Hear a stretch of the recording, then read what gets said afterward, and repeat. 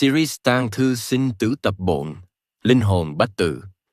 Trước khi bạn có thể hiểu được tình trạng của người mà bạn thương yêu, bạn cần phải hiểu rõ tình trạng của chính bạn đã. Đây là một điểm rất thú vị. Hầu hết mọi người tìm đến những cuốn sách như Từ thư Tây Tạng vì muốn biết điều gì xảy ra với người đã chết. Người thân của họ đang ở đâu? Có còn tồn tại hay không? Có còn nhận biết được người thân ở lại hay không? Có đau khổ hay không? Có bình an hay không? Nhưng Ngài lại dẫn người đọc quay trở về chính mình. Bởi nếu không hiểu bản chất của chính mình, sẽ không thể hiểu bản chất của bất kỳ ai khác. Nếu không biết mình là gì, thì làm sao biết điều gì xảy ra với mình sau khi chết? Đó là lý do Ngài không bắt đầu bằng người đã khuất, Ngài bắt đầu bằng người đang sống.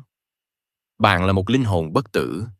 Đây có lẽ là câu táo bạo nhất từ đầu cuốn sách đến thời điểm này. Và cũng là câu khiến nhiều người hoài nghi nhất. Nhưng điều đáng chú ý là Ngài không đưa ra câu nói ấy như một lời an ủi. Ngài trình bày nó như một sự thật nền tảng. Tất nhiên, khi đọc đến đây, nhiều người sẽ lập tức đặt câu hỏi. Nếu bất tử thật, tại sao chúng ta không nhớ những gì đã xảy ra trước khi sinh ra?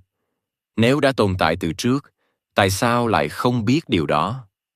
Đây là câu hỏi hoàn toàn hợp lý.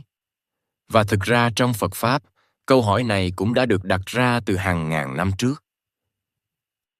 Nếu quan sát kỹ, ngay trong cuộc đời hiện tại, chúng ta cũng đã quên rất nhiều thứ.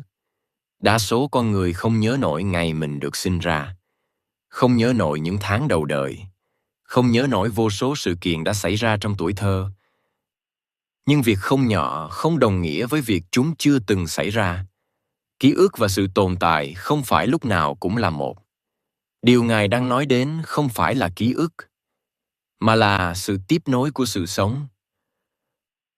Bạn bất tử vì tinh hoa của bạn vốn mang tính chất thiêng liêng.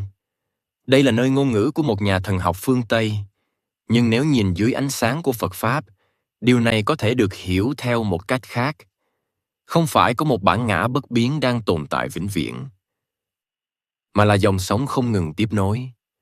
Giống như một ngọn lửa được truyền từ cây nến này sang cây nến khác. Ngọn lửa mới không hoàn toàn là ngọn lửa cũ, nhưng cũng không hoàn toàn khác. Có sự liên tục, có sự tiếp nối, có nhân và có quả, có quá khứ và có hiện tại. Đó là điều mà Phật Pháp gọi là nghiệp và sự tương tức của tâm thức. Bạn đã từng sống trong nhiều thế kỷ trước khi khoác lên mình bộ quần áo này. Ở đây, hình ảnh bộ y phục được mở rộng hơn nữa. Một bộ áo không phải là toàn bộ con người. Một đời người cũng không phải toàn bộ hành trình của sự sống. Theo cách nhìn mà Ngài đang trình bày, điều chúng ta gọi là một đời người chỉ là một chặng rất ngắn trong một hành trình dài hơn nhiều. Điều này khá giống với cách một người nhìn một ngày trong toàn bộ cuộc đời. Buổi sáng không phải toàn bộ cuộc đời.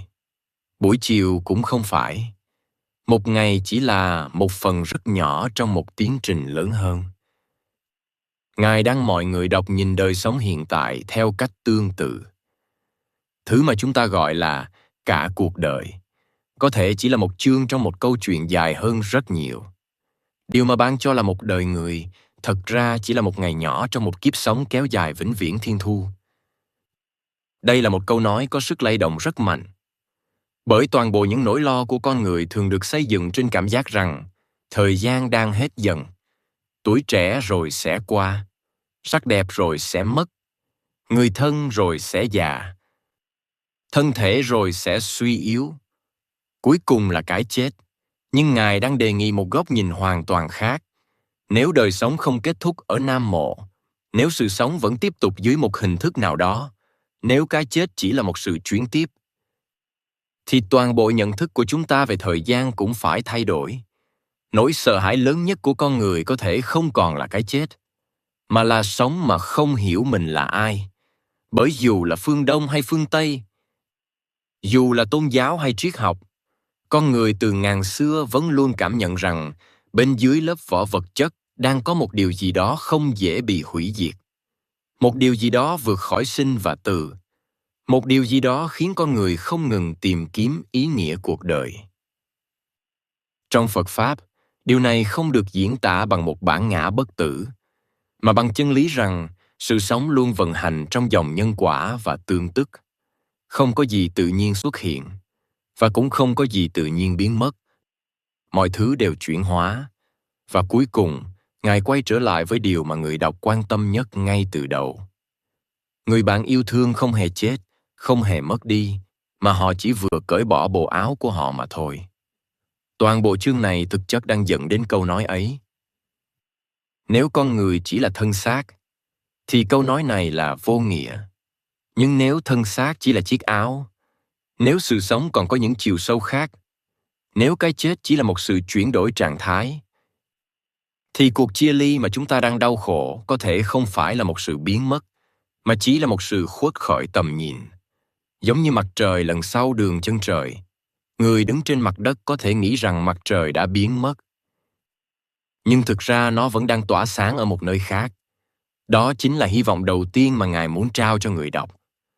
Không phải một niềm tin mù quáng, mà là một khả năng đáng để suy ngẫm, rằng người mà chúng ta yêu thương có thể không hề mất đi như chúng ta vẫn tưởng. Xin cảm ơn quý vị đã đồng hành cùng kênh Trí Tuệ Phật Học. Xin chúc quý vị luôn mạnh khỏe, an nhiên giữa đời thường. Hãy nhấn like và subscribe kênh để không bỏ lỡ những nội dung hữu ích tiếp theo nhé.